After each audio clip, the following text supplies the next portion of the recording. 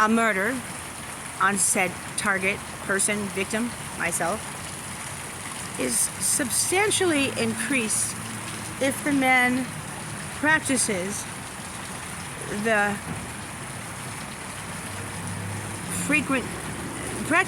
strangulation technique of subduing his victim. And he's been using that tactic on me for some time now.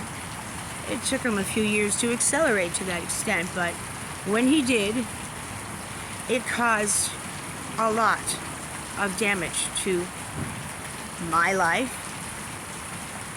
He seems to be like a Teflon Don and doesn't get any sort of second look or glance or interrogation or questioning from the local authorities, and he's a known gangster. He's a known person of interest in the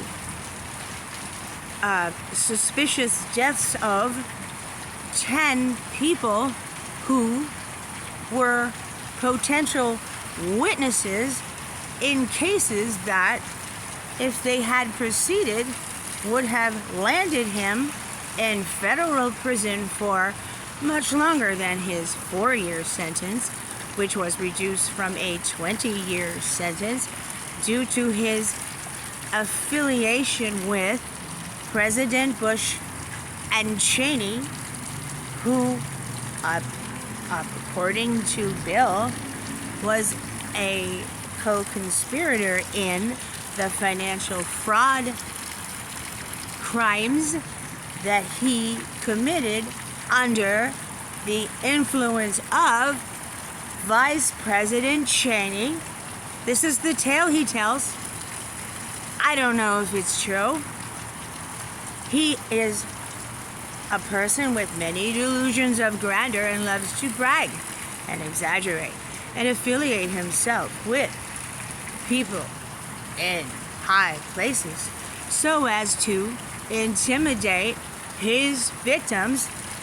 I am one of them. Others before me are dead. Girlfriends, boyfriends, lovers.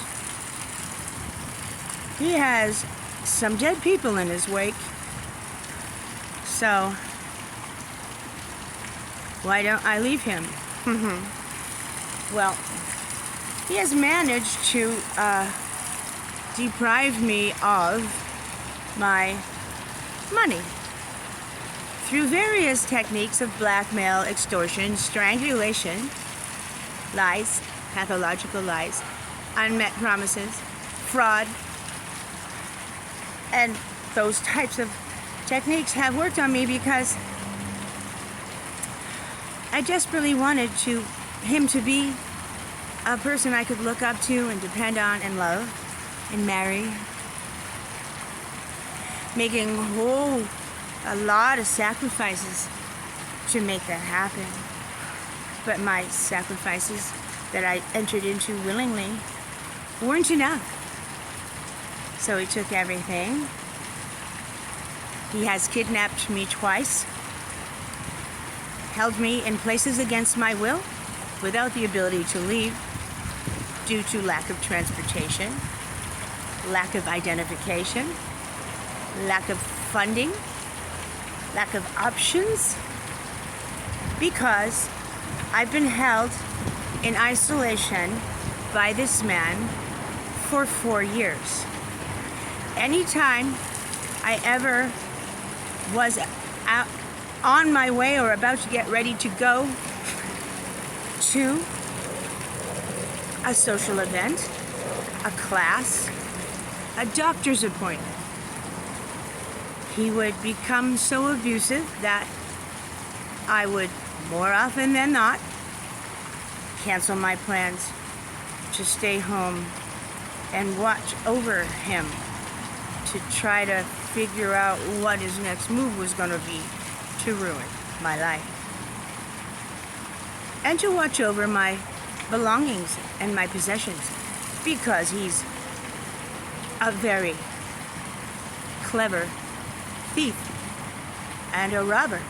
And he has people that will come out and rob me for him under his direction. Well, at least one person. A former employee who was incarcerated numerous times for numerous crimes is suspected of being the murderer of his sister's rapist. Okay, maybe I don't blame him, but a really bad man from the gutter that Bill scooped up, put under his wing, and had this guy do his dirty work when it needed to be done. And I was the victim of this man's robbery, threatening to kill me, assaulting me in front of my boyfriend/husband with no recourse and no protest, no disapproval whatsoever from Bill. This man has been dismissed from his employ, was deprived of his proper severance pay, and is now suing Bill. And they have a trial coming up next month, or the month after. He was not a private contractor, he was an employee. He received overtime, he received vacation pay that makes him an employee. And they were supposed to pay him 3 months severance, as I am entitled to. And they didn't.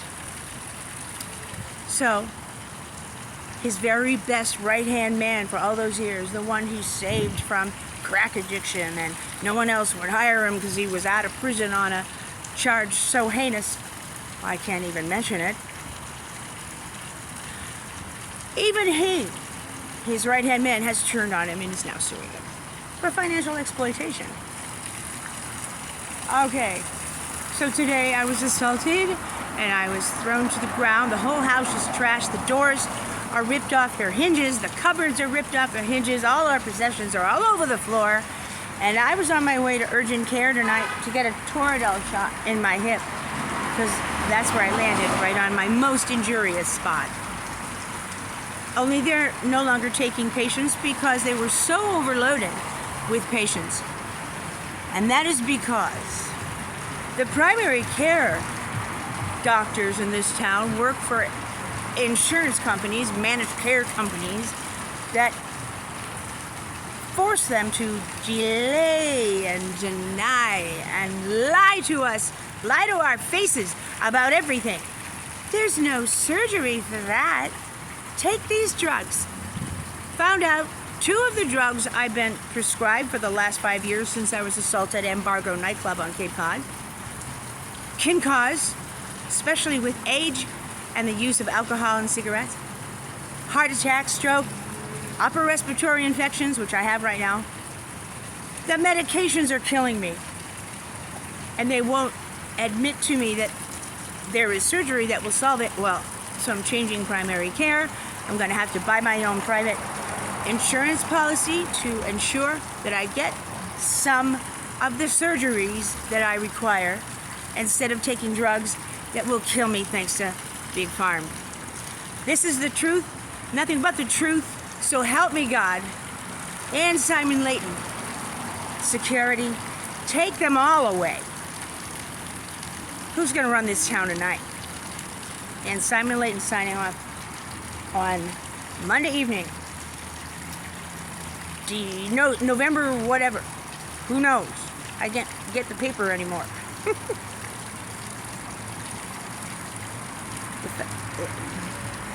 I am not exaggerating. It's true. It's all true. Unfortunately. See you tomorrow. Good night. This is my domestic violence daily diary. Yay. Not special.